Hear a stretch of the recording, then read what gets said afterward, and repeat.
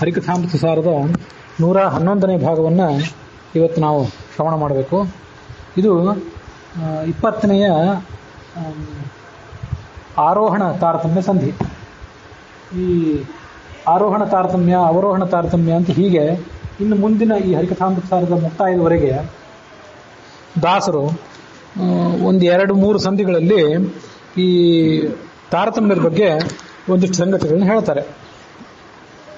ಇಲ್ಲಿ ಕೆಳಗಿನ ಹಂತದಿಂದ ಪ್ರಾರಂಭ ಮಾಡಿಕೊಂಡು ಮೇಲ್ ಹಂತದವರೆಗೆ ಯಾವ್ಯಾವ ರೀತಿಯಾಗಿ ತಾರತಮ್ಯಗಳನ್ನು ನಾವು ಅನುಸಂಧಾನ ಮಾಡಬೇಕು ಅಂತನ್ನೋದನ್ನು ಈ ಸಂದರ್ಭದಲ್ಲಿ ಹೇಳ್ತಾರೆ.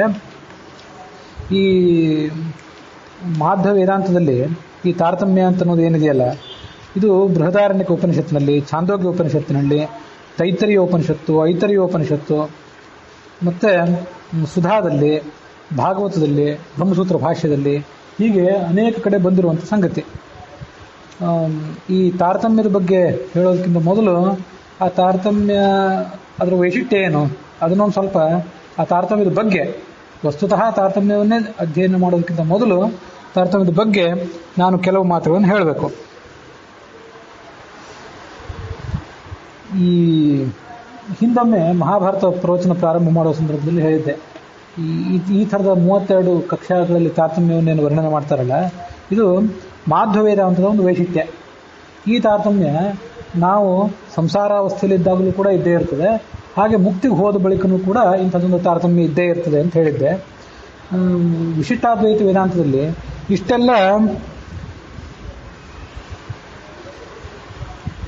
ಇಷ್ಟೆಲ್ಲ ಅನುಭವಗಳ, ಇಷ್ಟೆಲ್ಲ ವಿವರಗಳ ಸಮೇತವಾದಂಥ ತಾರತಮ್ಯ ಇಲ್ಲ ವಿಶಿಷ್ಟಾದ್ವೈತ ವೇದಾಂತದಲ್ಲಿ. ಅಲ್ಲಿ ಕೇವಲ 1-2-3 ಹಂತಗಳಲ್ಲಿ ಮಾತ್ರ ತಾರತಮ್ಯವನ್ನು ವರ್ಣನೆ ಮಾಡ್ತಾರೆ. ಇದನ್ನು ಮಹಾಭಾರತದಲ್ಲಿ ಹೇಳಿದ್ದೆ. ಅದ್ವೈತ ವೇದಾಂತದಲ್ಲಂತೂ ಇಂಥ ತಾರತಮ್ಯ ಅಂತ ಅನ್ನೋದು ಇಲ್ಲವೇ ಇಲ್ಲ. ಇನ್ನು ಉಳಿದ ಭಾರತೀಯ ತತ್ವಶಾಸ್ತ್ರದಲ್ಲಿ ಎಲ್ಲಿಯೂ ಕೂಡ ಇಂಥ ತಾರತಮ್ಯದ ವರ್ಣನೆ ಮಾಡಿಲ್ಲ. ನಮಗೆ ತಾರತಮ್ಯ ಅಂದ ಕೂಡಲೇ ಕೆಲವು ಬಾರಿ ಅದರ ಸರಿಯಾದ ಪರಿಚಯ ಇಲ್ಲದೆ ಹೋದರೆ, ತಾರತಮ್ಯ ಅಂದ ಕೂಡಲೇ ಇದೇನು ಮೇಲು ಕೀಳು, ಅದು ಇಲ್ಲಿ ಹೇಗೋ ಸರಿ ಈ ಸಂಸಾರಾವಸ್ಥೆಯಲ್ಲಿ, ಮುಕ್ತಿ ಹೋದ್ಮೇಲೂ ಕೂಡ ಈ ಮೇಲು ಕೀಳು ಅಂದರೆ ಇದಂಥದ್ದು ಬಹಳ ವಿಚಿತ್ರ ಅಂತ ಹೀಗೆಲ್ಲರಿಗೂ ಒಂದು ವಿಚಿತ್ರ ಅನ್ನಿಸ್ತದೆ. ಹಾಗಾಗಿ ಅದ್ರ ಬಗ್ಗೆ ಸರಿಯಾದಂಥ ತಿಳುವಳಿಕೆಯನ್ನು ಕೂಡ ಮಾಡಿಕೊಳ್ಳುವ ಪ್ರಯತ್ನ ಪಡದೆ ಅದನ್ನು ಸ್ಥೂಲ ದೃಷ್ಟಿಯಿಂದಲೇ ನೋಡಿ ಟೀಕೆ ಮಾಡುವವರು ಕೂಡ ಬಹಳ ಜನ ಇದ್ದಾರೆ. ಅವರನ್ನು ವೈದಿಕರಾದವರು ಇದ್ದಾರೆ, ಅವೈದಿಕರಾದವರು ಇದ್ದಾರೆ. ಹೀಗೆ ಸರಿಯಾಗಿ ಒಂದು ಅದರ ಪರಿಚಯ ಇಲ್ಲದೆ ಇರೋದೇ ಅದಕ್ಕೆ ಕಾರಣ. ಜೀವರು ಅನೇಕ ಥರದ ಜೀವರಿದ್ದಾರೆ, ಅನಂತ ಜೀವರಿದ್ದಾರೆ. ಎಲ್ಲರನ್ನೂ ಕೂಡ ಪರಮಾತ್ಮ ನಿಯಮಿಸ್ತಾ ಇದ್ದಾನೆ. ಅವನು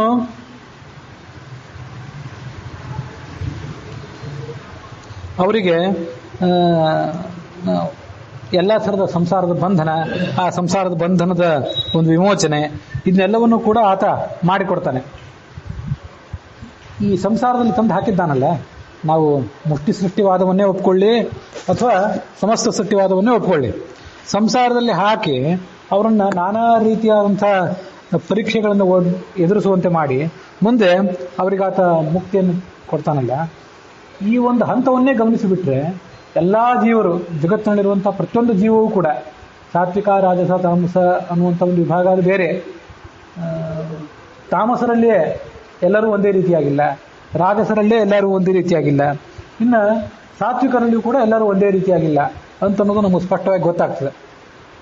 ಎಲ್ಲ ಜೀವರು ಒಂದೇ ರೀತಿಯಾಗಿ ಒಂದು ವೇಳೆ ಇದ್ದರೆ, ಸಕಲ ಜೀವರು ಕೂಡ ಏಕ ರೀತಿಯಾಗಿ ಪರಮಾತ್ಮನ ಪ್ರತಿಬಿಂಬರಾಗಿದ್ದರೆ, ಅವರು ಈ ಜಗತ್ತಿನಲ್ಲಿ ಏಕ ರೀತಿಯಾದಂಥ ಸಾಧನೆ, ಏಕ ರೀತಿಯಾದಂಥ ವರ್ತನೆ, ಇದನ್ನು ಅವರು ತೋರಿಸ್ಬೇಕಾಗಿತ್ತು. ಅವರು ಸಾತ್ವಿಕರೇ ಇರಲಿ, ರಾಜಸರೇ ಇರಲಿ, ತಾಮಸರೇ ಇರಲಿ, ಎಲ್ಲರೂ ಒಂದೇ ರೀತಿಯಾಗಿ ಇರಬೇಕಾಗಿತ್ತು. ಅವರ ಬುದ್ಧಿಯ ವರ್ತನೆ, ಅವರ ದೈಹಿಕ ವರ್ತನೆ, ಅವು ಕೂಡ ಎಲ್ಲ ಒಂದೇ ರೀತಿಯಾಗಿ ಇರಬೇಕಾಗಿತ್ತು. ಮತ್ತು ಅವರ ಸಾಧನೆಯೂ ಕೂಡ ಒಂದೇ ರೀತಿಯಾಗಿರಬೇಕಾಗಿತ್ತು. ಇದು ಬರೇ ಬೌದ್ಧಿಕ ಅಲ್ಲ, ಅವರು ಹುಟ್ಟಿ ಬಂದಂಥ ಪರಿಸ್ಥಿತಿ, ಅವರ ತಂದೆ ತಾಯಿಗಳು, ಒಬ್ಬರಿಗೆ ಒಂದು ರೀತಿಯಾದಂಥ ಹುಟ್ಟು, ಮತ್ತೊಬ್ಬರಿಗೆ ಮತ್ತೊಂದು ರೀತಿಯಾದಂಥ ಹುಟ್ಟು, ಒಬ್ಬರು ಶ್ರೀಮಂತರು, ಮತ್ತೊಬ್ಬರು ಬಡವರು, ಒಬ್ಬರು ಬುದ್ಧಿವಂತರು, ಒಬ್ಬರು ಮೂರ್ಖರು, ಒಬ್ಬರು ಯಾವುದೋ ಉನ್ನತ ಸ್ಥಾನದಲ್ಲಿ, ಮತ್ತೊಬ್ಬರು ಕೆಳಗಿನ ಹಂತದಲ್ಲಿ, ಹೀಗೆ ನಾನಾ ಥರದ ವ್ಯವಸ್ಥೆಗಳಿವೆಲ್ಲ. ಇವೆಲ್ಲ ಯಾಕೆ ಬಂದಿವೆ? ಈ ಎಲ್ಲ ಥರದ ವ್ಯತ್ಯಾಸಗಳು, ಈ ಎಲ್ಲ ಥರದ ಭಿನ್ನ ಭಿನ್ನ ಹಿನ್ನೆಲೆಗಳು ಇವೆಲ್ಲ ಬಂದವು ಯಾಕೆ? ಇದಕ್ಕೆ ಒಂದು ವೇಳೆ ಜೀವರೆಲ್ಲರೂ ಸಮಾನರಾಗಿದ್ದರೆ, ಎಲ್ಲರ ಹಿನ್ನೆಲೆ ಸಮಾನವಾಗಿ ಬಿಟ್ಟಿದ್ರೆ ಈ ಒಂದು ಪ್ರಶ್ನೆಗೆ ಉತ್ತರ ಕೊಡಲಿಕ್ಕೆ ಸಾಧ್ಯ ಇಲ್ಲ. ಈ ಎಲ್ಲ ಸಂಗತಿಗಳನ್ನು ನಾವು ಆಳವಾಗಿ ಮನನ ಮಾಡಿ ತಿಳ್ಕೊಳ್ಬೇಕು. ಇಲ್ಲದೆ ಹೋದರೆ ಸ್ಥೂಲ ನೋಟಕ್ಕೆ ಅದನ್ನು ನೋಡಿಬಿಟ್ರೆ ಇದೆಂಥ ತಾರತಮ್ಯ, ಇದಂಥ ಮೇಲು ಕೀಳು ಅಂತ ಹೀಗೆ ಅದನ್ನು ಟೀಕೆ ಮಾಡಲಿಕ್ಕೆ ನಮ್ಮ ಸಮಯ ಮೀಸಲಾಗಿಬಿಡ್ತದೆ. ತಂದೆ ತಾಯಿಗಂದ್ರೆ ಯಾವ ತಂದೆ ತಾಯಿ ಅಂದ್ರೆ ಹೊಟ್ಟೆಯಲ್ಲಿ ಹುಟ್ಟಿದ್ರೋ ಆ ರೀತಿಯಾಗಿ ಶರೀರ, ಯಾವ ವಂಶದಲ್ಲಿ ಹುಟ್ಟಿ ಬಂದರೋ ಆ ರೀತಿಯಾಗಿ ಒಂದು ಸ್ಥಾನ ಮಾನ, ಅವರಿಗೆ ಯಾವುದೋ ಒಂದು ಕಾರ್ಯ, ಮತ್ತೊಂದು ಯಾವುದೋ ಬಡತನ ಶ್ರೀಮಂತಿಕೆ ಇದೆಲ್ಲ ಬರ್ತದೆ ಅಂತ ಹೇಳ್ತಾರೆ ಕೆಲವರು. ಈ ಮೇಲು ಕೀಳು ಈ ತಾರತಮ್ಯ ಇದನ್ನು ಒಪ್ಪದೇ ಇದ್ರೂ ಕೂಡ ಈ ಪ್ರಶ್ನೆ ಏನಂತಂದ್ರೆ, ಈ ಜಗತ್ತಿನಲ್ಲಿದ್ದಂಥವ್ರು ಎಲ್ಲರೂ ಕೂಡ ಒಬ್ಬರೇ ತಂದೆ ತಾಯಿ ಹೊಟ್ಟೆಯಲ್ಲಿ ಯಾಕೆ ಹುಟ್ಟಲಿಲ್ಲ? ಮೇಲು ಕೀಳು ಅಂತನ್ನೋದನ್ನ ಆ ಕಡೆ ಇಟ್ಟು ವಿಚಾರ ಮಾಡಬೇಕು. ಈ ಶ್ರೇಷ್ಠರು ಕನಿಷ್ಠರು ಅನ್ನೋ ಪ್ರಶ್ನೆ ಅಲ್ಲ, ವ್ಯತ್ಯಾಸದ ಪ್ರಶ್ನೆ ಇದು. ಪ್ರತಿಯೊಬ್ಬರು ಕೂಡ ಭಿನ್ನ ಭಿನ್ನವಾದ ಸ್ವರೂಪ ಇದ್ದವರು ಭಿನ್ನ ಭಿನ್ನವಾದಂಥ ಸಾಧನೆಯನ್ನು ಮಾಡ್ತಾರೆ. ಆ ಭಿನ್ನ ಭಿನ್ನವಾದ ಸಾಧನೆಯನ್ನು ಮಾಡಲಿಕ್ಕೆ ಭಿನ್ನ ಭಿನ್ನವಾದ ಸ್ವರೂಪವೇ ಕಾರಣ. ಹೀಗೆ ಮೊದಲ ಹಂತದಲ್ಲಿ ಸ್ವರೂಪ, ಆಮೇಲಿನ ಹಂತದಲ್ಲಿ ಸಾಧನೆ, ಕೊನೆಯ ಹಂತದಲ್ಲಿ ಅದಕ್ಕೆ ಫಲ. ಹೀಗೆ ಭಿನ್ನ ಭಿನ್ನವಾದ ಸ್ವರೂಪ ಇದ್ರೇ ಭಿನ್ನ ಭಿನ್ನವಾದ ಹಿನ್ನೆಲೆ ಇರಲಿಕ್ಕೆ ಸಾಧ್ಯ. ಹಾಗೆ ಭಿನ್ನ ಭಿನ್ನವಾದ ಹಿನ್ನೆಲೆ ಇದ್ದರೆ ಆಮೇಲೆ ಆ ರೀತಿಯಾಗಿ ತಕ್ಕಂತೆ ಕಾರ್ಯವಹಿಸಿ ಅದಕ್ಕೆ ತಕ್ಕಂತೆ ಅವರು ಫಲ ಹೊಂದುತ್ತಾರೆ. ಈಗ ನಮಗೆ ಭಿನ್ನ ಭಿನ್ನವಾದ ಸ್ವರೂಪ ಪ್ರತಿಯೊಬ್ಬರಿಗೂ ಇದೆಯೋ ಇಲ್ಲೋ ಅಂತನ್ನೋದು ನಮಗೆ ಗೊತ್ತಿಲ್ಲ. ಆ ಸ್ವರೂಪವನ್ನು ಯಾರು ಕೂಡ ನಾವು ನಮ್ಮ ಸ್ವರೂಪವನ್ನೇ ಅಳ್ಕೊಳ್ಳಾರೆವು, ಇನ್ನು ಬೇರೆಯವರ ಸ್ವರೂಪವೂ ನಮಗೆ ತಿಳಿಯೋದಿಲ್ಲ. ಇನ್ನು ಭಿನ್ನ ಭಿನ್ನವಾದ ಫಲ ಹೇಗೆ ಸಿಗ್ತದೆ ಅಂತ ಅನ್ನೋದು ಕೂಡ ಮುಂದಿನ ವಿಚಾರ, ಅತೀಂದ್ರಿಯ ವಿಚಾರ. ಅದು ನಮ್ಗೆ ಗೊತ್ತಾಗೋದಿಲ್ಲ. ಈಗ ನಮಗೆ ಗೊತ್ತಾಗೋದೇನೆಂದರೆ ಪ್ರತ್ಯಕ್ಷದಿಂದ ಈ ಕಣ್ಣು ಮತ್ತು ಮನಸ್ಸಿನ ಚಟುವಟಿಕೆ ಇವುಗಳ ಮೂಲಕ ಗೊತ್ತಾಗೋದೇನು, ಪ್ರತಿಯೊಬ್ಬರು ಕೂಡ ಭಿನ್ನ ಭಿನ್ನವಾದ ಶರೀರ ಇದ್ದವರಾಗಿದ್ದಾರೆ ಮತ್ತು ಒಂದೇ ತಂದೆ ತಾಯಿಂದ ಹೊಟ್ಟೆಯಲ್ಲೇ ಇಬ್ಬರು ಹುಟ್ಟಿದ್ರು ಕೂಡ ಅವರಿಗೆ ಸಮಾನವಾದ ಶಿಕ್ಷಣ, ಸಮಾನವಾದ ಹಿನ್ನೆಲೆ ಇದನ್ನೆಲ್ಲ ಒದಗಿಸ್ಲಿಕ್ಕೆ ಪ್ರಯತ್ನ ಪಟ್ಟರು ಭಿನ್ನ ಭಿನ್ನವಾಗಿಯೇ ಬೆಳೀತಾರೆ. ಇಬ್ಬರು ಅಣ್ಣ ತಮ್ಮಂದ್ರು ಹೋಗಲಿ, ಅವಳಿ ಜವಳಿ ಮಕ್ಕಳು ಕೂಡ, ಸಯಾಮಿ ಅವಳಿಗಳೂ ಕೂಡ ಒಂದೇ ರೀತಿಯಾಗಿ ಯಾವತ್ತೂ ಕೂಡ ಇರೋದಿಲ್ಲ, ಬೇರೆ ಬೇರೆ ರೀತಿಯಾದ ಸಾಧನೆ ಮಾಡ್ತಾರೆ. ಇಬ್ಬರು ಸಯಾಮಿ ಅವಳಿಗಳು, ಐಡೆಂಟಿಕಲ್ ಟ್ವಿನ್ಸ್, ಅವರು ಇಬ್ಬರೂ ಸಂಗೀತಗಾರರಾದರು ಅಥವಾ ಇಬ್ಬರೂ ದೊಡ್ಡ ವಿದ್ವಾಂಸರಾದರು, ಇಬ್ಬರೂ ಆ ಚಟುವಟಿಕೆಯನ್ನೇ ಮುಂದುವರ್ಸ್ಕೊಂಡು ಹೋಗ್ತಾರೆ. ಕೆಲವ್ರನ್ನ ಅಂಥದ್ದನ್ನು ನೋಡಿರ್ತೇವೆ ನಾವು, ಹಾಡುಗಾರರು, ಕಲಾವಿದರು, ಬೇರೆಯವರನ್ನೆಲ್ಲ. ಹಾಗೆಲ್ಲ ಕಂಡ್ರೂ ಅದರಲ್ಲೂ ಮತ್ತು ಸೂಕ್ಷ್ಮವಾಗಿ ನೋಡಿದ್ರೆ ವ್ಯತ್ಯಾಸ ಇದ್ದೇ ಇದೆ. ಈ ವ್ಯತ್ಯಾಸವನ್ನು ಪ್ರತ್ಯಕ್ಷ ಸಿದ್ಧವಾದಂಥ ಈ ವ್ಯತ್ಯಾಸವನ್ನು ಅಳ್ಳಗಳಿಗೆ ಸಾಧ್ಯ ಇಲ್ಲ. ಇದನ್ನು ನಿಮಿತ್ತವನ್ನಾಗಿ ಇಟ್ಕೊಂಡು ಈ ವ್ಯತ್ಯಾಸ ಯಾಕೆ ಬಂತು, ಇಂಥ ತಂದೆ ತಾಯಿಂದ ಹೊಟ್ಟೆಯಲ್ಲೇ ಇಂಥವ್ರು ಯಾಕೆ ಹುಟ್ಟಿದ್ರು, ಏನೆಲ್ಲ ಪ್ರಯತ್ನ ಮಾಡಿದರೂ ಕೂಡ ಒಂದು ಪ್ರಭಾವದಿಂದ ಅವ್ರನ್ನ ತಪ್ಪಿಸ್ಬೇಕಂತ ಹೋದ್ರೂ ಅದನ್ನು ತಪ್ಪಿಸ್ಕೊಳ್ಳಿಕ್ಕೆ ಬರೋದಿಲ್ಲ ಅವರಿಗೆ. ಈ ಅವ್ರು ಹುಟ್ಟಿದ ಬಳಿಕ ಅವ್ರಿಗೆ ಸಿಗುವಂಥ ಒಂದು ಪರಿಸ್ಥಿತಿ, ಸಿಗುವಂಥ ಒಂದು ಹಿನ್ನೆಲೆ, ಇದನ್ನೆಲ್ಲ ವಿಚಾರ ಮಾಡಿದಾಗ ಸ್ವಲ್ಪ ಏನೋ ಅವರು ಪ್ರಭಾವದಿಂದಾಗಿ ಸ್ವಲ್ಪ ಅವರನ್ನು ತಿದ್ದಬಹುದು. ಆದರೆ ಮೂಲ ಸ್ವಭಾವ ಏನಿರ್ತದಲ್ಲ ಅದಕ್ಕೆ ತಕ್ಕಂತೆ ಒಬ್ಬ ಭಗವದ್ಭಕ್ತನಾದವನನ್ನು ಎಂಥ ವಾತಾವರಣದಲ್ಲಿ ಬಿಟ್ಟರೂ ಕೂಡ, ಅದಕ್ಕೆ ಪ್ರಹ್ಲಾದ ಉದಾಹರಣೆ, ಅಲ್ಲೊಂದು ಭಗವದ್ಭಕ್ತನಾಗೇ ಬೆಳೆದ. ದುರ್ಯೋಧನ ದೊಡ್ಡ ಕುರುವಂಶದಲ್ಲೇ ಬೆಳೆದ. ಹಾಗಿದ್ರೂ ಕೂಡ ಭಗವಂತನ ದ್ವೇಷ ಮಾಡೋದು ಬಿಡಲಿಲ್ಲ, ಭಗವಂತನ ಭಕ್ತರಾದಂಥ ಭಾಗವತರನ್ನು ಕೂಡ ದ್ವೇಷ ಮಾಡೋದಂತ ಬಿಡಲಿಲ್ಲ. ಇದಕ್ಕೆಲ್ಲದಕ್ಕೂ ಉದಾಹರಣೆ ಅಂದರೆ ಮಹಾಭಾರತ, ಭಾಗವತ ಇವೇ ಉದಾಹರಣೆ.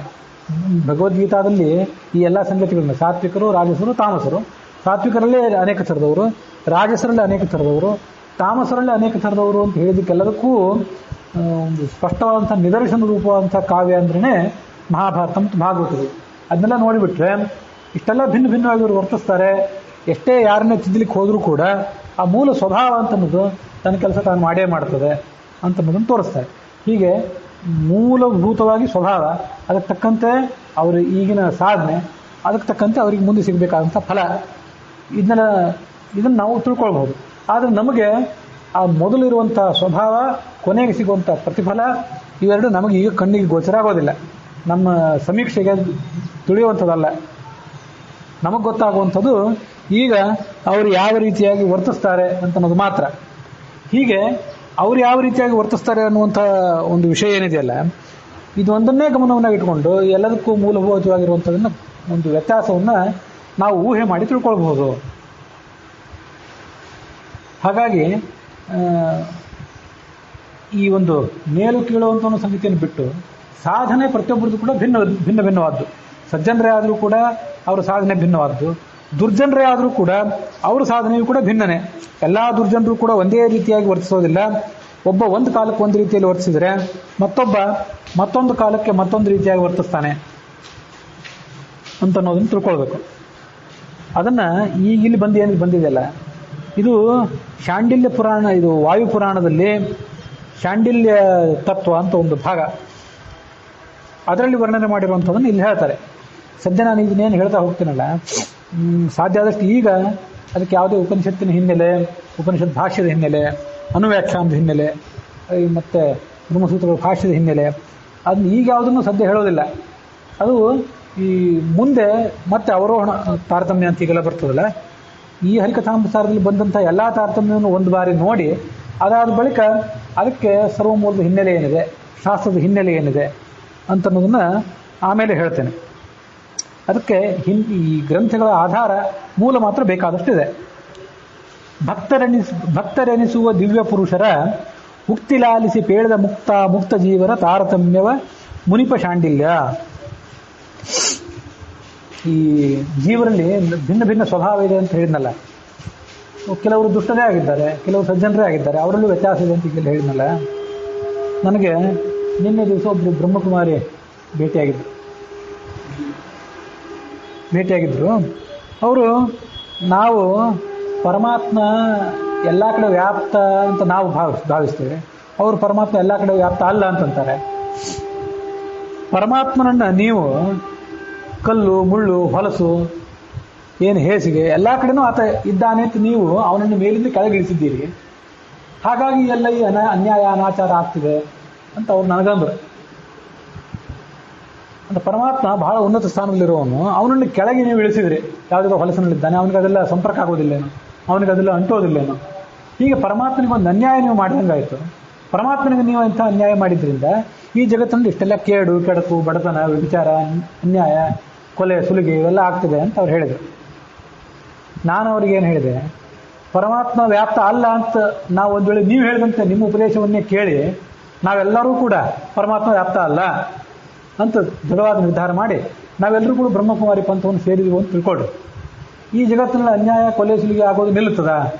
ನಿಮಗೆ ಆ ಖಾತ್ರಿ ಕೊಡೋ ಧೈರ್ಯ ಇದೆಯಾ ಅಂತ ಕೇಳಿದೆ. ಸುಮ್ಮನೆ ಅಲ್ಲ. ಯಾಕಿಂದ ಹೇಳಿದೆ ಅಂತಂದರೆ, ಸ್ವಭಾವ ಮನುಷ್ಯನಿಗೆ ಮೂಲಭೂತವಾಗಿ ಒಂದು ಸ್ವಭಾವ ಇರ್ತದೆ. ಅವನು ಪರಮಾತ್ಮನನ್ನು ನಂಬಲಿ ಬಿಡಲಿ. ದುರ್ಯೋಧನ ಹೇಳ್ತಿದ್ದ, ಜಾನಾಮಿ ಧರ್ಮಂ ನಚಮೇ ಪ್ರವೃತ್ತಿ, ಜಾನಾಮ್ಯ ಧರ್ಮಂ ನಚಮೇ ನಿವೃತ್ತಿ. ನನಗೆ ಧರ್ಮ ಅಂದರೆ ಏನಂತ ಗೊತ್ತು, ನಾನು ಆ ಧರ್ಮವನ್ನು ಮಾಡಲಿಕ್ಕೆ ಪ್ರವೃತ್ತಿ ಮಾಡೋದಿಲ್ಲ. ಅಧರ್ಮ ಅಂದ್ರೆ ಏನು ಅದೂ ಗೊತ್ತು, ಆದರೆ ಅಧರ್ಮದಿಂದ ಹಿಂತೆಗೆಯೋದಿಲ್ಲ. ಇದು ಅವನ ಸ್ವಭಾವ ಆಗಿಬಿಟ್ಟಿದೆ. ಹಾಗಾಗಿ ಒಂದು ಸೂಜಿ ಮುನೆಯಷ್ಟು ಕೂಡ ಭೂಮಿಯನ್ನು ನಾನು ಕೊಡೋದಿಲ್ಲ ಅಂತ ಅವನು ಹೇಳ್ತಿದ್ದ. ಹಿರಣ್ಯಕಶಿಪುನಂತವನು ಅಸುರಾವೇಶದಿಂದಾಗಿ ಭಗವಂತನ ದ್ವೇಷ ಮಾಡ್ತಿದ್ದ. ಎಷ್ಟೋ ಉದಾಹರಣೆಗಳನ್ನೆಲ್ಲ ನೋಡ್ತೀವಿ. ಎಷ್ಟು ಕಷ್ಟ ಬಂದರೂ ಕೂಡ, ಬರಬಾರದ ಕಷ್ಟ ಬಂದರೂ ಕೂಡ ಭಗವಂತನ ಬಗ್ಗೆ ಒಂದು ಪ್ರತಿಯಾದ ಮಾತಾಡದೆ ಆ ಭಗವಂತನ ಸರ್ವೋತ್ತಮತ್ವವನ್ನು ಮತ್ತು ಕರ್ಮಗಳ ಸಿದ್ಧಾಂತವನ್ನು ಇದನ್ನು ಒಪ್ಕೊಂಡು ಭಗವಂತನಿಗೆ ಅಡಿಯಾಳಾಗಿ ಬದುಕೋರನ್ನು ಕೂಡ ನೋಡಿರ್ತೀವಿ. ಹಾಗಾಗಿ ಭಗವಂತನ ನಾವು ವ್ಯಾಪ್ತ ಅಂತ ನಂಬುತ್ತೀವೋ ಬಿಡ್ತೀವೋ ಅಂತ ಅನ್ನೋದು ಇದಕ್ಕೆ ಕಾರಣ ಅಲ್ಲ. ಅದಕ್ಕೊಂದು ಪ್ರತ್ಯೇಕವಾಗಿ ಚರ್ಚೆ ಮಾಡೋಣ ಬೇಕಾದ್ರೆ, ಭಗವಂತ ವ್ಯಾಪ್ತ ಹೌದೋ ಅಲ್ಲೋ ಅಂತ ಅನ್ನೋದ್ರ ಬಗ್ಗೆ. ಕೆಡಕೆ ಯಾಕಿದೆ ಜಗತ್ತಿನಲ್ಲಿ, ಅನ್ಯಾಯ ಯಾಕೆ ನಡೀತದೆ ಅಂತ ಮನುಷ್ಯನ ಸ್ವಭಾವ. ಭಗವಂತ ಅದನ್ನು ತಿದ್ದುತ್ತಾನೋ ಇಲ್ಲೋ? ಭಗವಂತನಿಗೆ ಅದನ್ನು ತಿದ್ದುವ ಇಚ್ಛಾಶಕ್ತಿ ಇಲ್ಲ. ಭಗವಂತನಿಗೆ ಅದನ್ನು ತಿದ್ದುವಂಥ ಇಚ್ಛಾ ಇಲ್ಲ. ಇದನ್ನು ತಿಳ್ಕೊಂಡ್ಬಿಟ್ರೆ, ಯಾಕೆಂದರೆ ಅವನು ಇಡೀ ಜಗತ್ತಿನೆಲ್ಲ ತಿದ್ದೋದಾಗಿದ್ದಾದ್ರೆ ಎಲ್ಲರನ್ನೂ ಒಳ್ಳೆಯವ್ರನ್ನೇ ಮಾಡಬೇಕಾಗಿತ್ತು, ಅಥವಾ ಎಲ್ಲರನ್ನೂ ಕೆಟ್ಟವ್ರನ್ನ ಮಾಡಬೇಕಾಗಿತ್ತು. ಎಲ್ಲರನ್ನೂ ಕೆಟ್ಟವ್ರನ್ನ ಮಾಡಬೇಕು ಭಗವಂತ ಅಂತ ನಾವೇನು ಭಾವಿಸಬೇಕಾಗಿಲ್ಲ. ಆದರೆ ಕನಿಷ್ಠ ಪಕ್ಷ ಎಲ್ಲರನ್ನೂ ಒಳ್ಳೆಯವರನ್ನಾಗೇ ಮಾಡಬೇಕಾಗಿತ್ತು. ಜಗತ್ತಿನಲ್ಲಿರುವಂಥ ಎಲ್ಲವರನ್ನೂ ಒಳ್ಳೆಯವರನ್ನಾಗಿ ಮಾಡೋದು ಅಂದ್ರೆ ಏನರ್ಥ? ಅವರವರ ಸ್ವಭಾವವನ್ನು ನಾಶ ಮಾಡೋದು ಅಂತ ಅರ್ಥ. ಸ್ವಭಾವ ಅಂತ ಮೂಲಭೂತವಾದ ಸ್ವಭಾವ, ಅದು ಒಳ ಸಿಕ್ಕಿದ್ದದು. ಭಗವಂತ ಮಳೆ ಇದ್ದಂತೆ ಅಂತ ನಾನು ಅವ್ರಿಗೆ ಉದಾಹರಣೆ ಕೊಟ್ಟೆ. ಭಗವಂತ ಮಳೆ ಇದ್ದಂತೆ, ನಾವು ಬೀಜ ಇದ್ದಂತೆ. ಯಾವ ಮಳೆಯೂ ಕೂಡ ಹಾಗಲ ಬೀಜವನ್ನು ಮಾವಿನ ಬೀಜವನ್ನಾಗಿ, ಮಾವಿನ ಬೀಜವನ್ನು ಹಾಗಲ ಬೀಜವನ್ನಾಗಿ ಮಾಡೋದಿಲ್ಲ. ಹಾಗೆ ಭಗವಂತ ಸ್ವಭಾವವನ್ನು ಬದಲಾವಣೆ ಮಾಡೋದು ಅಂದರೆ ಆಯಾ ಜೀವರ ಸ್ವರೂಪವನ್ನು ನಾಶ ಮಾಡೋದು ಅಂತ ಅರ್ಥ. ಜೀವರು ಪರಮಾತ್ಮ ಹೇಗೆ ಅನಾದಿನಿತ್ಯನೋ ಇವರು ಕೂಡ ಅನಾದಿನಿತ್ಯರೇ. ಹಾಗಾಗಿ ಕೆಡಕ್ಕೆ ಯಾಕೆ ಆಗ್ತದೆ ಜಗತ್ತಿನಲ್ಲಿ, ಕೆಡಕ್ಕೆ ಯಾಕೆ ಆಗ್ತದೆ ಅಂತ ಅನ್ನೋದು ಎಲ್ಲರಿಗೂ ಕೂಡ ಮತ್ತೊಂದು, ಈ ಇಸ್ಲಾಂನಲ್ಲಿ, ಕ್ರೈಸ್ತರಲ್ಲಿ, ಯಹೂದಿಗಳಲ್ಲಿ, ಜರತುಷ್ಟ್ರರಲ್ಲಿ ಎಲ್ಲರಲ್ಲೂ ಕೂಡ ಒಂದು ದೊಡ್ಡ ಸಮಸ್ಯೆ. ಕೆಡಕು ಯಾಕೆ, ಕೆಡಕು ಜಗತ್ತಿನಲ್ಲಿ ಕೆಡಕ್ಕೆ ಯಾಕೆ ಆಗ್ತದೆ ಅಂತ. ಏನು ಮೂರ್ತಿರ ಅಂತನೋರು ದೇವರು ಅಂತ ಪುಸ್ತಕನೇ ಬರೆದರು. ದೇವರನ್ನು ಪುಸ್ತಕ ಬರೆದು ಅದರಲ್ಲಿ ಬರೆದದ್ದು ಏನಂದ್ರೆ ದೇವರು ಇಲ್ಲ ಅಂಥೇಳಿ. ದೇವರು ಇಲ್ಲ ಅನ್ನಲಿಕ್ಕೆ ಬಲವಾದ ಆಧಾರ ಏನು ಅಂತಂದರೆ, ಈ ಜಗತ್ತಿನಲ್ಲಿ ಕೆಡಕಿದೆಯಲ್ಲ, ಕೆಡಕಿದ್ರೆ ದೇವರು ಇರಬಾರ್ದಿತ್ತು. ದೇವರು ಇದ್ದರೆ ಈ ಕೆಡಕು ಇರಬಾರ್ದಿತ್ತು. ದೇವರು ಸರ್ವಶಕ್ತ ಅಂದಮೇಲೆ ಕೆಡಕನ್ನೆಲ್ಲ ತಡಿಬೇಕಲ್ಲ, ತಡೀತಿಲ್ಲ. ಜಗತ್ತಿನಲ್ಲಿ ಅನ್ಯಾಯ ಆಗೋದನ್ನು ಯಾರೂ ತಡೆದಿಲ್ಲ ಅಂದರೆ ದೇವರು ಇಲ್ಲ ಅಂತ ಅರ್ಥ. ಹೀಗೆ ಅವರು ಅದ್ರೊಂದು ವಾದ ಮಾಡಿದರು. ಪ್ರಶ್ನೆ ಇರೋದೇನೆಂದರೆ, ದೇವರಿದ್ರೂ ಕೂಡ ಅವನಿಗೆ ಅದನ್ನು ತಡೆಯುವ ಇಚ್ಛಾಶಕ್ತಿ ಇದೆಯೋ ಇಲ್ಲೋ ಅನ್ನೋದು ಪ್ರಶ್ನೆ. ಅವನಿಗೆ ಅದನ್ನು ತಡೆಯುವಂಥ ಇಚ್ಛೆ ಇಲ್ಲ. ಇಚ್ಛಾ ಇಲ್ಲ ಅಂದರೂ ಇಚ್ಛಾಶಕ್ತಿ ಇಲ್ಲ ಅಂದರೂ ಒಂದೇ. ಯಾಕಂದರೆ ನಮಗೆ, ನಾನು ಹಿಂದೂ ಎಷ್ಟೋ ಸರಿ ಹೇಳಿದ್ದೇನೆ, ಮೊದಲು ಮಾಡಬೇಕು ಅನ್ನುವ ಅಪೇಕ್ಷೆ, ಮಾಡಬೇಕು ಅಂತ ಇಚ್ಛೆ ಬಂದರೆ ಅದನ್ನು ನಾವು ನಮ್ಮ ಮನಸ್ಸಿಗೆ ಪ್ರೇರೇಪಣೆ ಕೊಟ್ಟು, ಆ ಮೂಲಕ ದೇಹಕ್ಕೆ ಪ್ರೇರೇಪಣೆ ಕೊಟ್ಟು ಕೆಲಸ ಮಾಡ್ತೀವಿ. ಮೊದಲು ಮೈಂಡ್ ಪವರ್, ಮನಸ್ಸು ಕೆಲಸ ಮಾಡಬೇಕು, ಆಮೇಲೆ ಈ ದೇಹ ಕೆಲಸ ಮಾಡಬೇಕು, ಮಸಲ್ ಪವರ್ ಆಮೇಲೆ ಕೆಲಸ ಮಾಡಬೇಕು. ಹೀಗೆ ನಮಗೆ ಮೈಂಡ್ ಪವರ್ ಒಂದು ಬೇರೆ, ಮಸಲ್ ಪವರ್ ಒಂದು ಬೇರೆ, ಇವೆರಡು ನಮ್ಮಲ್ಲಿ. ಪರಮಾತ್ಮನಿಗೆ ಮೈಂಡ್ ಒಂದು, ಬಾಡಿ ಒಂದು ಬೇರೆ ಬೇರೆ ಇಲ್ಲ. ಅವನ ಶರೀರ, ಅವನ ಮನಸ್ಸು, ಅವನ ಇಂದ್ರಿಯಗಳು ಎಲ್ಲ ಅಭಿನ್ನ. ಹಾಗಾಗಿ ಅವನಿಗೆ ಯಾವುದಕ್ಕೆ ಇಚ್ಛೆ ಇದೆಯೋ ಅದನ್ನು ಅದು ಕೆಲಸ ಮಾಡೇ ತೋರಿಸಿರ್ತಾನೆ. ಇದನ್ನೆಲ್ಲ ಮಾಡುವ ಇಚ್ಛಾ ಅವನಿಗಿಲ್ಲ ಅಂತ ಅರ್ಥ. ಜೀವನ ಸ್ವರೂಪವನ್ನೆಲ್ಲ ನಾಶಪಡಿಸಿ ಈ ಜಗತ್ತನ್ನೆಲ್ಲ ಅಲ್ಲೋಲ ಕಲ್ಲೋಲ ಮಾಡುವಂಥ ಇಚ್ಛಾ ಅವನಿಗಿಲ್ಲ. ಇಚ್ಛಾ ಇಲ್ಲ ಅಂದರೂ ಇಚ್ಛಾಶಕ್ತಿ ಇಲ್ಲ ಅಂದರೂ ಒಂದೇ ಅರ್ಥ. ಆ ಅರ್ಥದಲ್ಲಿ ಹೇಳಿದೆ ನಾನು. ಶಕ್ತಿ ಇಲ್ಲ, ಇಚ್ಛೆ ಇದೆ, ಅದು ಶಕ್ತಿ ಇಲ್ಲ ಅಂತ ಹೀಗೆ ಅರ್ಥದಲ್ಲಿ ಹೇಳಲಿಲ್ಲ. ಇಚ್ಛಾರೂಪವಾದ ಶಕ್ತಿ ಇಲ್ಲ ಅನ್ನೋ ಅದಕ್ಕಾಗಿ ಇಚ್ಛಾಶಕ್ತಿ ಅಂತ ಶಬ್ದದ ಬಳಕೆ ಮಾಡಿದೆ. ಕರ್ತುಂ ಅಕರ್ತುಂ ಅನ್ಯಥಾ ಕರ್ತುಂ ಸಮರ್ಥ ಅಂತ ಹೇಳ್ತೇವೆ ನಾವು ಭಗವಂತನ. ಏನು ಬೇಕಾದರೂ ಮಾಡ್ಲಿಕ್ಕೆ ಸಮರ್ಥ. ಆದರೆ ಇದನ್ನೆಲ್ಲ ಮಾಡುವಂಥ, ಇಂಥ ಅಸ್ತವ್ಯಸ್ತ ಸಂಗತಿಗಳನ್ನು ಮಾಡುವಂಥ ಇಚ್ಛಾಶಕ್ತಿ ಅವನಿಗಿಲ್ಲ. ಇಲ್ಲ ಆದ್ದರಿಂದ ಯಾರು ಹೇಗೆ ಈಗ ಯಾರ ಸ್ವರೂಪ ಯಾವ ಥರ ಇದೆಯೋ ಆ ಸ್ವರೂಪ ಆವಿಷ್ಕಾರ ಹೊಂದುವಂತೆ ಮಾಡ್ತಾನಷ್ಟೆ. ಆವಿಷ್ಕಾರ ಹೊಂದುವಂತೆ ಮಾಡಲಿಕ್ಕಾಗಿ ಅವನು ಅವರನ್ನು ಪ್ರೇರೇಪಿಸ್ತಾನೆ. ಪ್ರೇರೇಪಿಸಿದಾಗ ಅವರು ಕೆಲವರು ಸತ್ಕಾರ್ಯಗಳನ್ನು ಮಾಡ್ತಾ ಹೋಗ್ತಾರೆ. ಸತ್ಕಾರ್ಯವನ್ನು ಮಾಡುವವರು ಕೂಡ ಎಲ್ಲರೂ ಒಂದೇ ರೀತಿಯಾಗಿಲ್ಲ. ದುಷ್ಟ ಕಾರ್ಯಗಳನ್ನು ಮಾಡುವವರು ಕೂಡ ಎಲ್ಲರೂ ಒಂದೇ ರೀತಿಯಾಗಿಲ್ಲ. ಒಬ್ಬೊಬ್ರದ್ದು ಒಂದೊಂದು ರೀತಿಯಾದಂಥ ಸ್ವಭಾವ. ಇದು ಈ ಮನುಷ್ಯನಿಗೊಂದು ಮೂಲಭೂತವಾದ, ಜೀವಕ್ಕೊಂದು ಮೂಲಭೂತವಾದ ಸ್ವಭಾವ. ಮನುಷ್ಯ ಅಂತಲ್ಲ, ಜೀವಕ್ಕೊಂದು ಮೂಲಭೂತವಾದ ಸ್ವಭಾವ ಇದೆ ಅಂತ ಅನ್ನೋದನ್ನು ಬೇರೆ ಎಷ್ಟೋ ಜನರಿಗೆ ಕಲ್ಪನೆ ಮಾಡಲಿಕ್ಕೆ ಆಗಲಿಲ್ಲ, ಊಹೆ ಮಾಡಲಿಕ್ಕೆ ಆಗಲಿಲ್ಲ. ಸ್ವಭಾವ ಎಲ್ಲ ಬರೋದು ಹೆಂಗೆ, ಎಲ್ಲಿಂದ? ದೇಹದಿಂದ.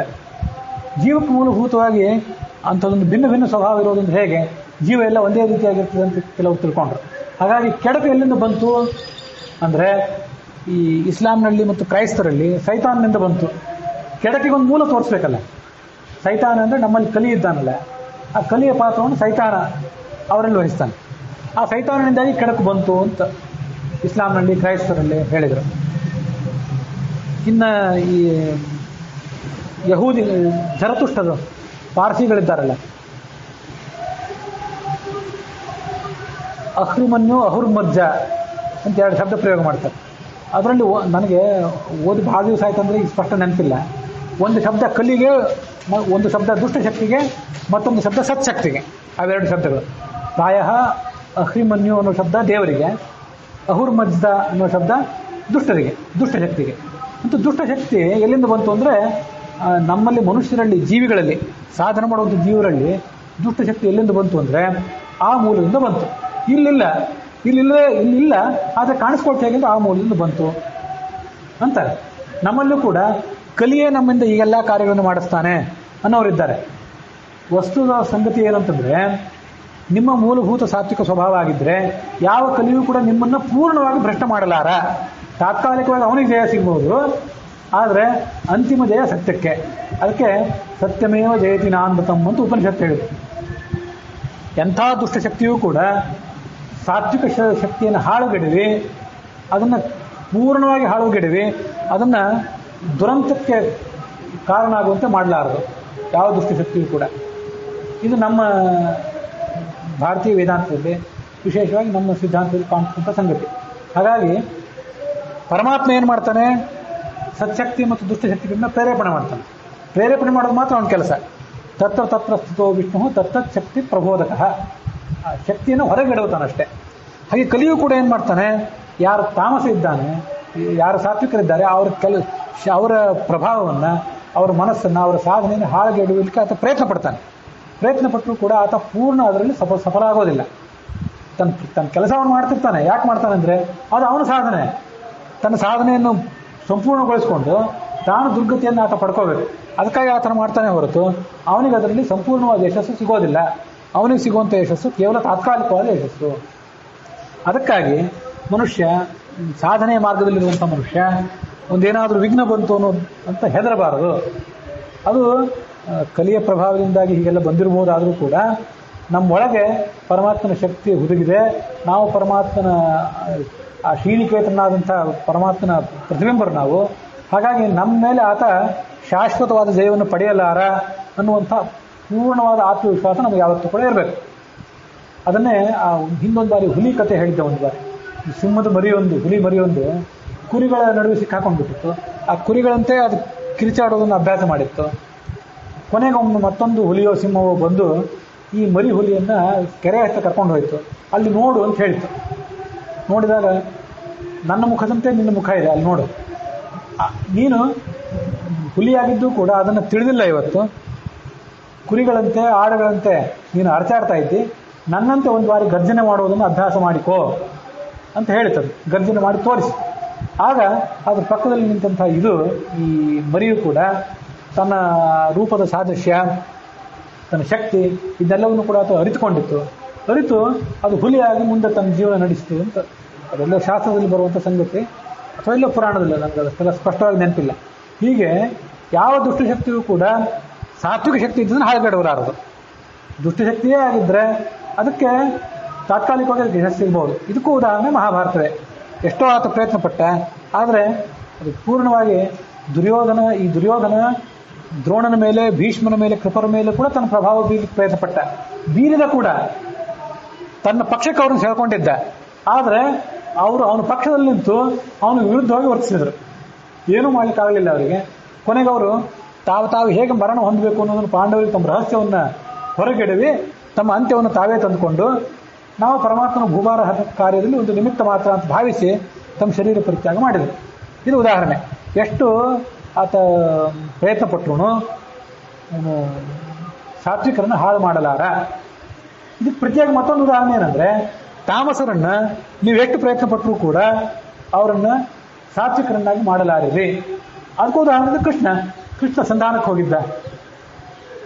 ಕೃಷ್ಣ ಸಂಧಾನಕ್ಕೆ ಹೋಗಿ ದುರ್ಯೋಧನಿಗೆ ತಿಳಿ ಹೇಳಲಿಕ್ಕೆ ಪ್ರಯತ್ನ ಪಟ್ಟ. ದುರ್ಯೋಧನ ಒಂದು ಮಾತನ್ನು ಕೇಳಲಿಲ್ಲ. ವಿದುರ ಆವಾಗ ಅನ್ನಂತೆ, ಅಲ್ಲ ಯಾಕೆ ಇಷ್ಟೆಲ್ಲ ಪ್ರಯತ್ನ ಪಡ್ತಾ ಇದ್ದಿ, ದುರ್ಯೋಧನ ನಿಮ್ಮ ಮಾತು ಕೇಳೋದಿಲ್ಲ ಅಂತ ವಿದುರ ಕೃಷ್ಣನಿಗೆ ಮೊದಲೇ ಹೇಳಿದಂತೆ. ಆಗ ಕೃಷ್ಣ ಹೇಳಿದ ಅಂತ ಬರ್ತದಲ್ಲಿ, ಮುಂದೆ ಎಲ್ಲ ಬರ್ತದೆ, ನನಗೆ ಗೊತ್ತಿದೆ, ನಾನು ಸರ್ವಜ್ಞ, ಅದು ಜಗತ್ತಿಗೆ ಗೊತ್ತಾಗಬೇಕಾಗಿದೆ.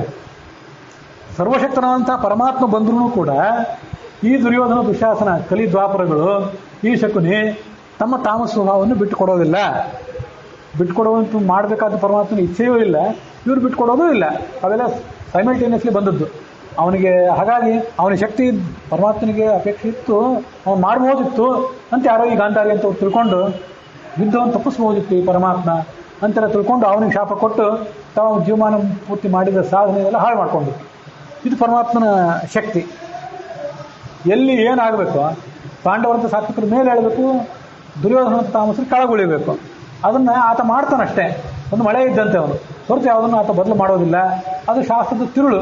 ಆ ತಿರುಳನ್ನು ಅವರು ಜೀವಮಾನ ಪೂರ್ತಿ ಸಾಧನೆ ಮಾಡಿದಂಥ ಗಾಂಧಾರಿ ಆಗಲಿ, ಉತ್ತಂಕ ಅನ್ನುವಂಥ ಮುನಿ ಆಗಲಿ, ಅವನು ಶಾಪ ಕೊಡ್ಲಿಕ್ಕೆ ಹೋಗಿದ್ದ ಕೃಷ್ಣನಿಗೆ. ಬಾ ನಿನಗೆ ಶಾಪ ಕೊಡ್ತೀನಿ, ದುರ್ಯೋಧನನಿಗೆ ನೀನು ತಿಳಿ ಹೇಳಬೇಕಾಗಿತ್ತು, ನೀನು ತಿಳಿ ಹೇಳಲಿಲ್ಲ, ಕೈಯಲ್ಲಿ ನೀರು ತಗೊಂಡ. ಕೃಷ್ಣ ಅವನಿಗೆ ಏನಂತ ತಿಳ್ಕೊಂಡಿದ್ದೀನಿ, ನನ್ನನ್ನು ಯಾರೊಬ್ಬ ಯಾದವರ ನಾಯಕ ಅಂತ ತಿಳ್ಕೊಂಡಿದ್ಯೋ ಹೇಗೆ, ಗೊಲ್ಲರ ಪುರುಷ ಅಂತ ತಿಳ್ಕೊಂಡಿದ್ಯೋ ಹೇಗೆ ಅಂತ ಹೇಳಿ ಅವನಿಗೆ ವಿಶ್ವರೂಪ ತೋರಿಸಿದ. ಅದು ಮುಂದೆ ಬರೋದಿದೆ. ಹೀಗೆ ಕೃಷ್ಣನ ಮಹಿಮೆಯನ್ನು ಅವರಿಗೆ ತಿಳ್ಕೊಳ್ಳಿಕ್ಕಾಗಲಿಲ್ಲ. ಜೀವದ ಸ್ವಭಾವ ಎಂಥದ್ದು, ಪರಮಾತ್ಮ ಯಾವ ಜೀವ ಜೊತೆ ಹೇಗೆ ನಡ್ಕೋತಾನೆ, ಇದು ಶಾಸ್ತ್ರದ ತಿರುಳು. ಅದ್ರ ಬಗ್ಗೆ ಪ್ರವಚನ ಮಾಡಬಹುದೇ ಹೊರತು ಅದನ್ನು ಅನುಸಂಧಾನ ಮಾಡ್ಕೊಳ್ಳೋದು ಬಹಳ ಕಷ್ಟದ ಸಂಗತಿ. ಗಾಂಧಾರಿಗೆ ಅರ್ಥ ಆಗಲಿಲ್ಲ, ಉತ್ತಂಕರಿಗೆ ಅರ್ಥ ಆಗಲಿಲ್ಲ. ಈಗಿನ ಬುದ್ಧಿಜೀವಿಗಳಿಗೆ ಅರ್ಥ ಆಗೋದು ಎಷ್ಟು ಕಷ್ಟ ಇದೆ ಅಂತ ತಿಳ್ಕೊಳ್ಳೋದು. ಇಷ್ಟನ್ನು ನಮ್ಮ ಮನಸ್ಸಿನಲ್ಲಿ ಇಟ್ಕೊಂಡು ತಾಮಸರು ಅನ್ನೋರು ಇದ್ದೇ ಇದ್ದಾರೆ. ಆದರೆ ಈ ಸಂಧಿಯಲ್ಲಿ ಹೇಳಿ ಹೊರಟದ್ದು ಆ ತಾಮಸರ ಬಗ್ಗೆ ಅಲ್ಲ, ಹೇಳಿ ಹೊರಟದ್ದು ಭಗವಂತನ ಭಕ್ತರ ಬಗ್ಗೆ. ಇನ್ನು ಮುಂದೊಂದು ಸಂಧಿ ಇದೆ, ಅಲ್ಲಿ ಕಲಿ ಮೊದಲಾದಂಥವ್ರ ಸಾಧನೆ, ಅವರಲ್ಲಿ ಯಾರು ಹಿರಿಯ ಕಿರಿಯ ಅಂತ ಬಗ್ಗೆ ಅಲ್ಲಿ ಕೂಡ ಮುಂದೆ ಹೇಳ್ತಾರೆ ಅಂತ ಅನ್ಕೊಂಡು ನಾವು ನೋಡ್ತೇವಲ್ಲ, ನೋಡಿದಾಗ ಗೊತ್ತಾಗ್ತದೆ. ಭಕ್ತರೆನಿಸುವ ದಿವ್ಯ ಪುರುಷರ ಉಕ್ತಿ ಲಾಲಿಸಿ ಪೇಳ್ದ ಮುಕ್ತ ಜೀವರ ತಾರತಮ್ಯವ ಮುನಿಪ ಶಾಂಡಿಲ್ಯ ಅನ್ನುವ ಮುನಿ ವಾಯುಪುರಾಣದಲ್ಲಿ ಮಾಘ ಮಾಸ ಮಹಾತ್ಮ್ಯದಲ್ಲಿ ಇದನ್ನು ಹೇಳಿದ. ಇದು ಶಾಂಡಿಲ್ಯ ತತ್ವ ಅಂತನ್ನುವಂಥ ಪ್ರಕರಣದಲ್ಲಿ ಬಂದಿರುವಂಥದ್ದು.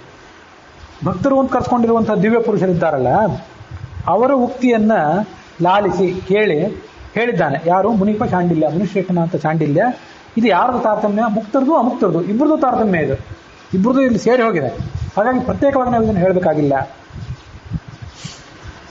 ಒಂದು ಸ್ವಾರಸ್ಯದ ಸಂಗತಿ ಏನಂದರೆ, ಈ ವಾಯುಪುರಾಣದಲ್ಲಿ ಮಾಘಮಾಸ ಮಹಾತ್ಮದಲ್ಲಿ ಶಾಂಡಿಲ್ಯ ತತ್ವದಲ್ಲಿ ಬಂದಿದೆ ಅನ್ನೋ ಸಂಗತಿಯನ್ನು ಆಚಾರ್ಯರು ಸರ್ವಮೂಲದಲ್ಲೂ ಹೇಳಿಲ್ಲ.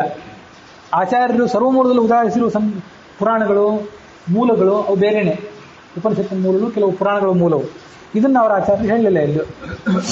ಆದರೆ ಹೆಚ್ಚು ಕಡಿಮೆ ಈ ವಾಯುಪುರಾಣದ ಶಾಂಡಿಲ್ಯ ತತ್ವದಲ್ಲಿ ಬಂದಿರುವ ಸಂಗತಿಗಳು, ಆಚಾರ್ಯ ಹೇಳಿರುವ ಸಂಗತಿಗಳು ಎಲ್ಲ ಒಂದೇ ಹೊಂದುತ್ತವೆ. ಆದರೆ ನಾನು ಹಿಂದೂ ಎಷ್ಟೋ ಸರಿ ಹೇಳಿದ್ದೆ, ಸ್ಥೂಲ ಸಂಗತಿಗಳ ಬಗ್ಗೆ ಭಿನ್ನಾಭಿಪ್ರಾಯ ಇರೋದಿಲ್ಲ. ಒಳಗಿಳದಂತೆ ಆಳಕ್ಕಿಳಿದಂತೆ, ಸಿದ್ಧಾಂತದಲ್ಲಿ ಆಳಕ್ಕಿಳಿದಂತೆ ಕೆಲವು ಸಂಗತಿಗಳ ಬಗ್ಗೆ ವಿದ್ವಾಂಸರಲ್ಲಿ ಭಿನ್ನಾಭಿಪ್ರಾಯ ಈಗಲೂ ಇರೋದು ಹೌದು. ಎಲ್ಲಿ ಆಚಾರ್ಯರು ಸ್ಪಷ್ಟವಾಗಿ ಹೇಳಲಿಲ್ಲ ಅಲ್ಲಿ ಟೀಕಾ ಇದರಲ್ಲಿ ಯುಕ್ತಿ ಮಲ್ಲಿಕಾದಲ್ಲೂ ಹೇಳಿದ್ದನ್ನು ಯುಕ್ತಿ ಮಲ್ಲಿಕಾದ ಟೀಕಾ ಬರೆದಂಥ ಸುರೋತ್ತಮ ತೀರ್ಥರು ಅಂಥವರೆಲ್ಲ ಅದನ್ನು ಹೇಳಿದ್ದಾರೆ. ಈ ಮೊನ್ನೆ ಕೂಡ ಕೆಲವು ವಿದ್ವಾಂಸರ ಜೊತೆ ಚರ್ಚೆ ಮಾಡಿದ್ರು ಇದ್ರ ಬಗ್ಗೆ ಇನ್ನೂ ಭಿನ್ನಾಭಿಪ್ರಾಯ ಇದೆ, ಈ ತೀರ್ಮಾನ ಆಗೋದಲ್ಲ. ಪ್ರಶ್ನೆ ನೀವು ಕೇಳಿ ಚೆನ್ನಾಗಿದೆ, ಒಳ್ಳೆಯ ಪ್ರಶ್ನೆನೇ, ಉತ್ತರ ಗೊತ್ತಿಲ್ಲ ಅಂತಲೇ ಈಗಲೂ ನಮಗೆ ಕೇಳಿ ಬರ್ತದೆ. ಅಂತೂ ಇದು ಸರ್ವಮೂಲದಲ್ಲಿ ಬಂದಿಲ್ಲ ಅನ್ನೋ ಸಂಗತಿ ಅಷ್ಟೇ ಗಮನದಲ್ಲಿರಬೇಕು. ಸ್ಥಾವರರ ನೋಡಲಿಕ್ಕೆ ತೃಣ ಕ್ರಿಮಿ ಜೀವರುತ್ತಮ, ಕ್ರಿಮಿಗಳಿಂದಲ ಅಜಾದಿ ಗೋ ಗಜ ವ್ಯಾಘ್ರ ಸಿಂಹಗಳಿಂದ ಶೂದ್ರಾದಿ ಮೂವರುತ್ತಮ ಕರ್ಮಕರ ಭೂ ದೇವ ಉತ್ತಮ ಕರ್ಮಿ ನೋಡಲು ಕೋವಿದೋತ್ತಮ ಕವಿಗಳಿಂದಲೇ ಕ್ಷಿತಿಪರುತ್ತಮರು. ಮುಕ್ತಾಮುಕ್ತ ಜೀವರ ಬಗ್ಗೆ ಇಬ್ಬರ ಬಗ್ಗೆನೂ ಹೇಳ್ತಿದ್ದಾರೆ ಅಂತ ಹೇಳಿದೆ ನಾನು.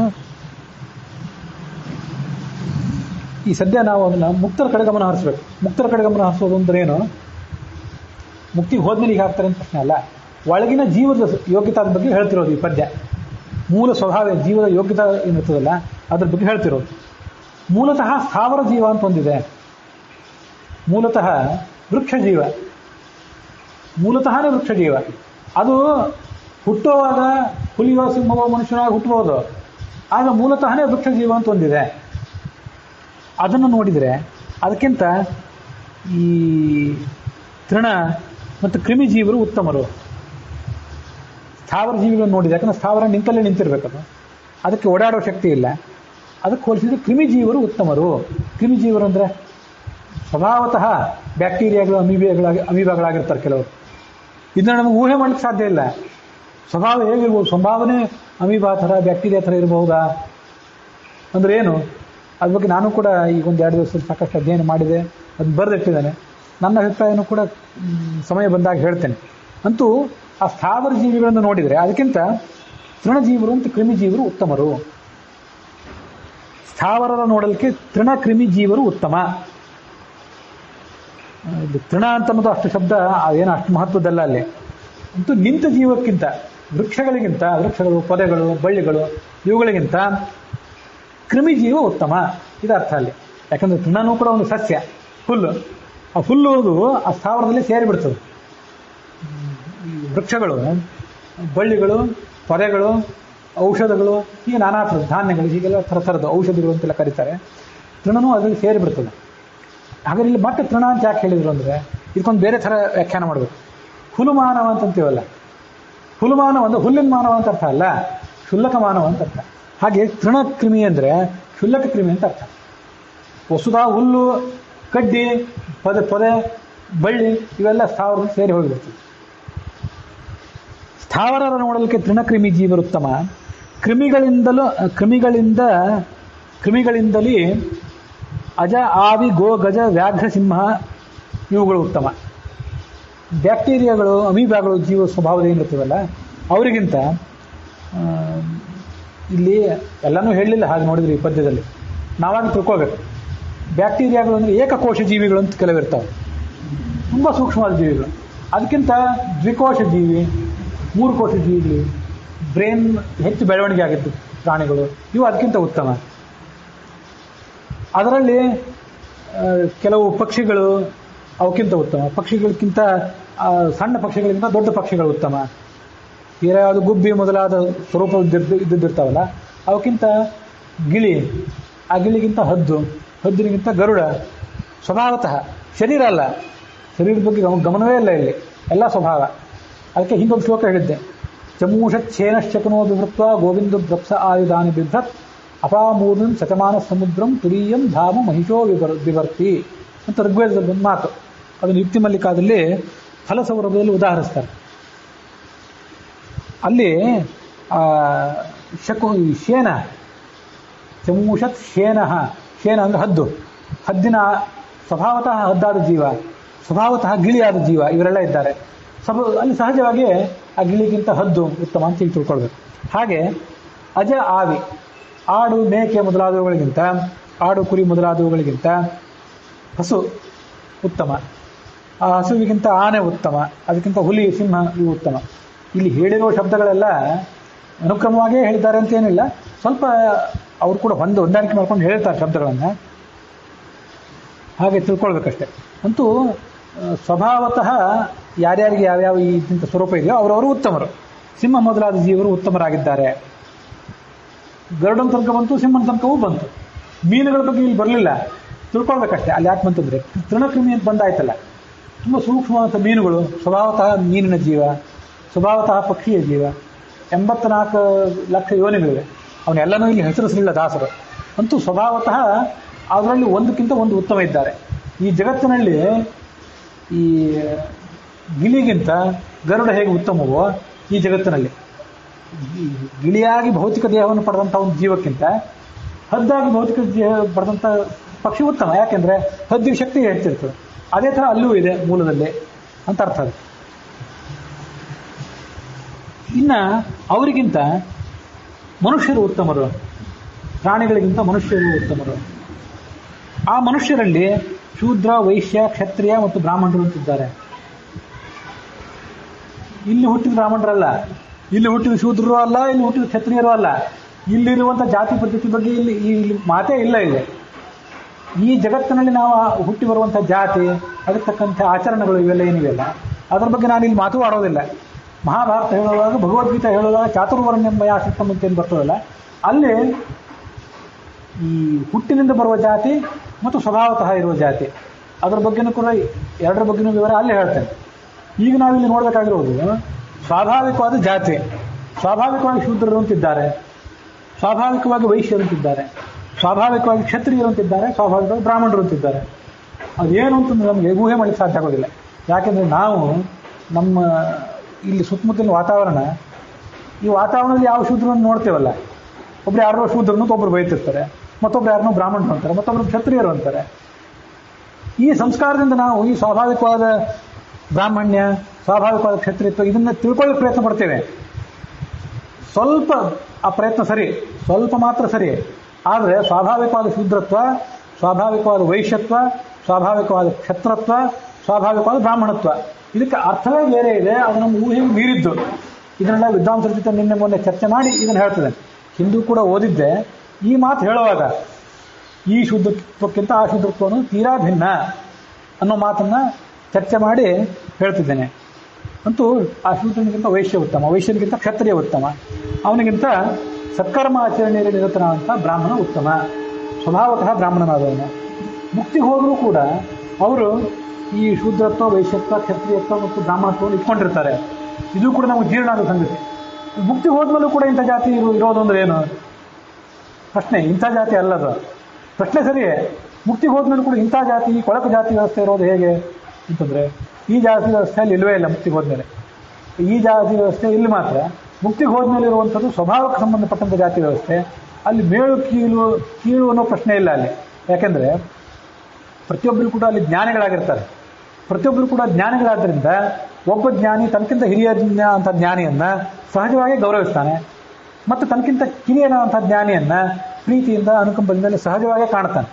ಮುಕ್ತಿಯಲ್ಲಿ ಎಲ್ಲ ಥರದ ದೋಷಗಳನ್ನು ಅವ್ರು ಕಳ್ಕೊಂಡಿರೋದ್ರಿಂದಾಗಿ ಅವರಿಗೆ ಇಂಥ ವ್ಯವಸ್ಥೆ ಇದ್ದರೂ ಕೂಡ, ಗ್ರೇಡೇಷನ್ ಇದ್ದರೂ ಕೂಡ ಅವರಿಗೆ ಯಾವುದೇ ಥರದಂಥ ಅಸಮಾಧಾನ, ಯಾವುದೇ ಥರದಂಥ ಒಂದು ಕೀಳರಿಮೆ, ಮೇಲರಿಮೆ ಇವು ಯಾವುದೂ ಅಲ್ಲಿ ಇರೋದೇ ಇಲ್ಲ ಅಂತ ತಿಳ್ಕೊಂಡ್ಬಿಡ್ಬೋದು ನಾವು.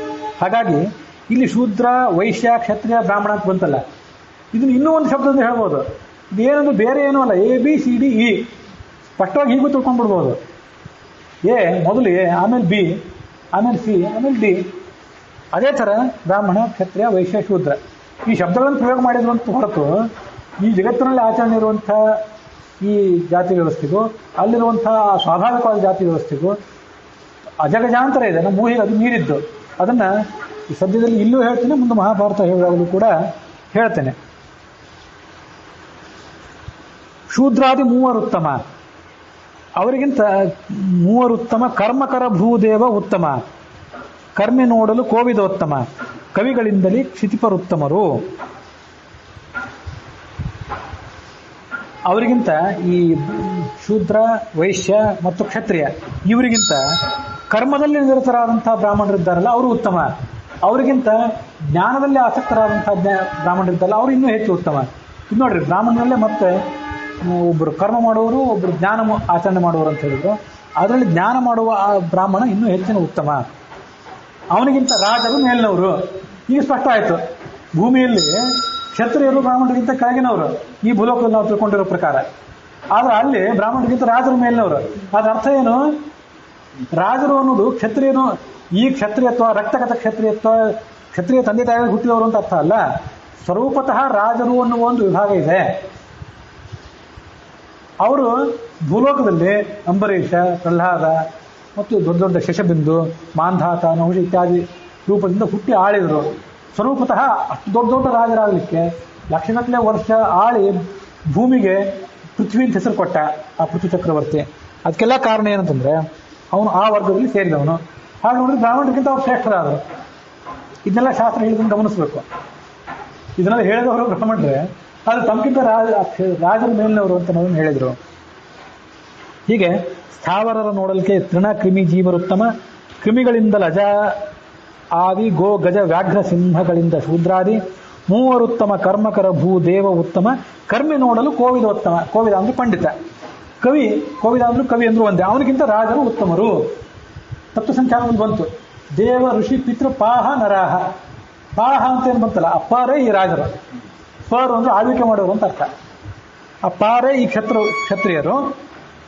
ಪಾಹ ನರಾಹ ಅಂತ ಬಂತಲ್ಲ ಕೊನೆಯದು, ಆ ನರರೇ ಇವರೆಲ್ಲ.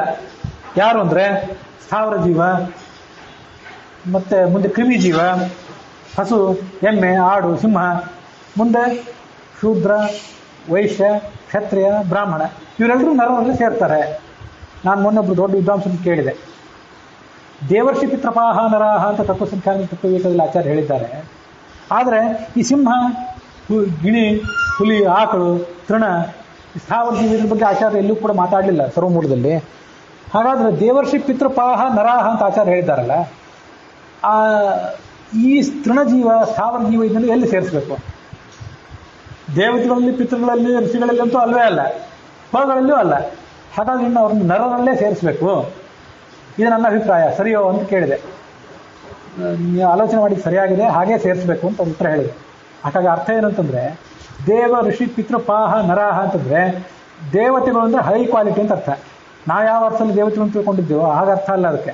ಯಾಕಂದ್ರೆ ಕೆಲವು ಬಾರಿ ದೇವತೆಗಳು ಕೂಡ ರಾಜರಾಗಿ ಬಂದಿರ್ತಾರೆ, ರಾಜರು ರಾಜಾಗಿ ಬಂದಿರ್ತಾರೆ. ಇಂದ್ರ ಗಾದಿರಾಜನಾಗಿ ಬಂದಿದ್ದ.